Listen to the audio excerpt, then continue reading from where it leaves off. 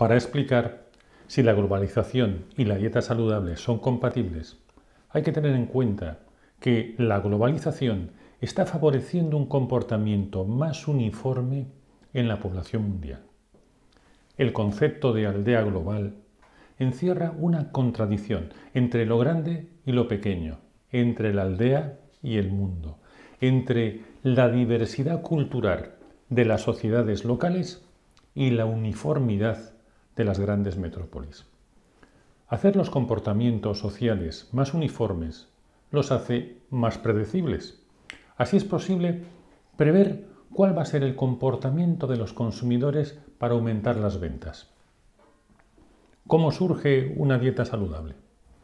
El patrimonio gastronómico y cultural de una sociedad son los que determinan cómo se alimentan esas personas y la calidad de su salud. La dieta saludable necesita de un elemento cultural local, lo que parece oponerse al concepto mismo de globalización. Entonces, ¿la globalización solo tiene consecuencias negativas? Es cierto que gracias a la globalización podemos disfrutar de alimentos muy saludables provenientes de otros países. No hay nada que objetar cuando hablamos de alimentos saludables, pero la comida basura se ha extendido tanto gracias a la globalización. ¿Qué tienen en común todas las dietas saludables? No es el té verde, ni el aceite de oliva.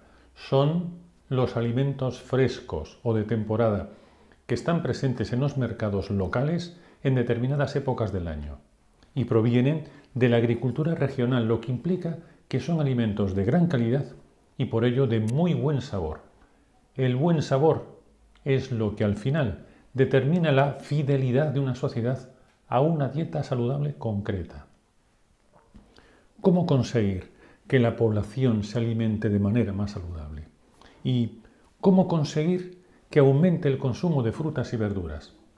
Haciendo que los vegetales tengan más sabor, lo que se contradice con el modelo de explotación agrícola a gran escala que propugna la globalización.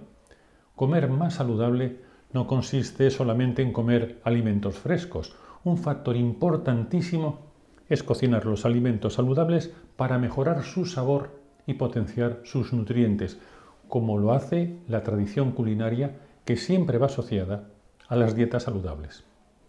¿Qué nos dicen los estudios nutricionales sobre dieta saludable y dieta globalizada? Desgraciadamente, los estudios nutricionales sobre dietas saludables no abundan demasiado en las propiedades que ganan o pierden los alimentos cuando los cocinas de determinada manera, porque uno de los secretos fundamentales de una dieta saludable es la cultura gastronómica en la que se origina. El cómo comes y el cómo cocinas son tanto más importantes que el qué comes. Una dieta saludable es mucho más que un listado de alimentos sanos, porque consiste en identificarse con una cultura culinaria. ¿Cómo se sirve la desinformación de la globalización?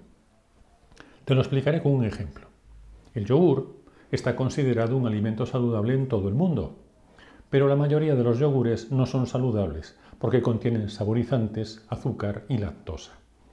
La cantidad de probióticos que contienen es casi inexistente si los comparamos con un yogur tradicional. Dos países en los que el consumo de yogures sea similar presentarán unos índices de salud distintos si uno de ellos consume yogur tradicional de calidad y el otro consume yogures industriales. Otro ejemplo de desinformación es decir que todo el té verde es igual de saludable, cuando sabemos que lo que hace tan especial al té verde es el método de procesamiento japonés, porque es el único que conserva todas sus propiedades saludables. El consumo y las ventas de té verde han aumentado a nivel mundial, han mejorado las cuentas de resultados de las compañías que cotizan en bolsa, pero no ha mejorado la salud de las personas, ni la economía de los pequeños agricultores que cultivan té verde de gran calidad. ¿Cómo la globalización nos manipula a través de la interpretación de los resultados de los estudios nutricionales? Gracias a la globalización, se ha impuesto el estilo de marketing que consiste en inundar el mercado con un producto alimentario novedoso, como ocurrió con el aceite de palma. Cuando los consumidores descubrieron que no era saludable, dejaron de comprarlo, pero los manipuladores siempre encontrarán otra manera de engañarnos. Somos víctimas de una gran conspiración alimentaria. No sé si hay una conspiración alimentaria detrás de todo esto, porque no sé si a las estrategias financieras que se sirven de la globalización se les puede llamar conspiraciones. Lo que sí sé es que esta modalidad de negocio reporta grandes beneficios, porque pase lo que pase, las personas necesitan comer todos los días y gastarán su dinero en alimentos. Ahí está la clave. ¿Cómo se sirven los mercados de la globalización? Lo hacen de dos maneras. La primera, los alimentos que cotizan en el mercado de futuros, como por ejemplo el zumo de naranja o la soja, son un objetivo estratégico de las campañas de desinformación. El mercado de futuros es el más especulativo de la bolsa internacional y en él se puede ganar una fortuna apostando a que el precio de los alimentos va a subir o va a bajar. En el caso de la soja, una forma de conseguir un buen precio es desprestigiarla para que bajen las ventas y así su precio. Pero también ha sido la manera de controlar los precios mundiales y su consiguiente beneficio especulativo, ya que mediante la globalización se favoreció el cultivo extensivo de soja en otros países que abandonaron sus cultivos más respetuosos con su ecología. La soja es un ejemplo de cómo se pretende inducir a los consumidores a que compren o dejen de comprar determinados productos por un interés meramente económico, disfrazándolo de un interés por la salud, pero que solo beneficia la salud económica de los especuladores.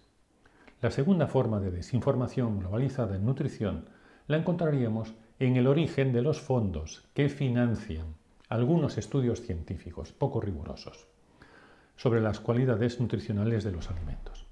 Los entramados financieros saben cómo utilizar a las fundaciones y a otras instituciones supuestamente neutrales para hacer llegar fondos de origen sospechoso a cualquier actividad, sin que los propios científicos que realizan el estudio sepan realmente quién les financia. No es complicado influir en el resultado de un estudio científico.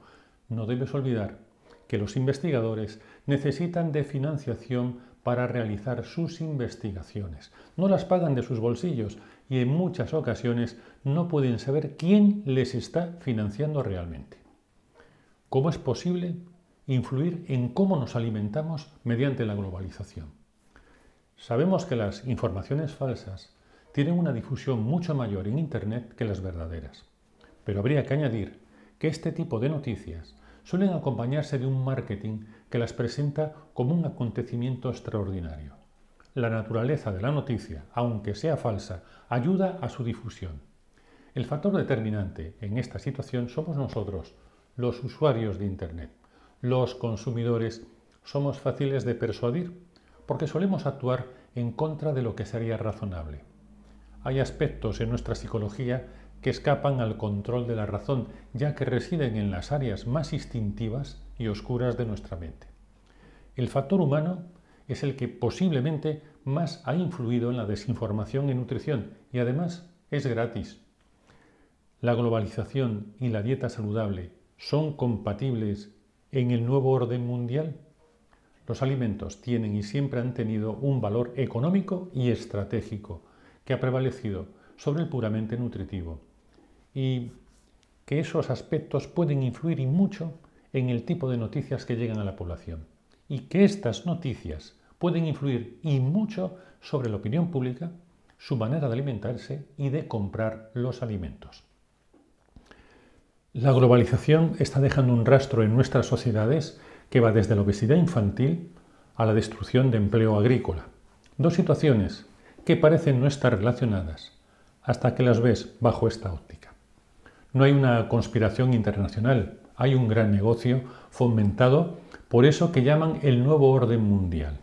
Pero la globalización también sirve para otros fines. Ahora mismo estoy utilizando Internet para fomentar el uso de las dietas saludables. Como mi visibilidad en la red depende del número de suscriptores, aprovecho para animarte a que te suscribas a mi sitio web donde podrás ver de manera gratuita el vídeo de nuestra clase de cocina, Cocinar para adelgazar con platos encadenados. Lo que me asombra de las dietas saludables es su enorme variedad regional, cómo el mismo plato en el pueblo de al lado se transforma en otra versión diferente. Esa es la esencia de la dieta saludable, su versatilidad. Lo que nos diferencia es también lo que nos une. Y nos vemos en el próximo vídeo.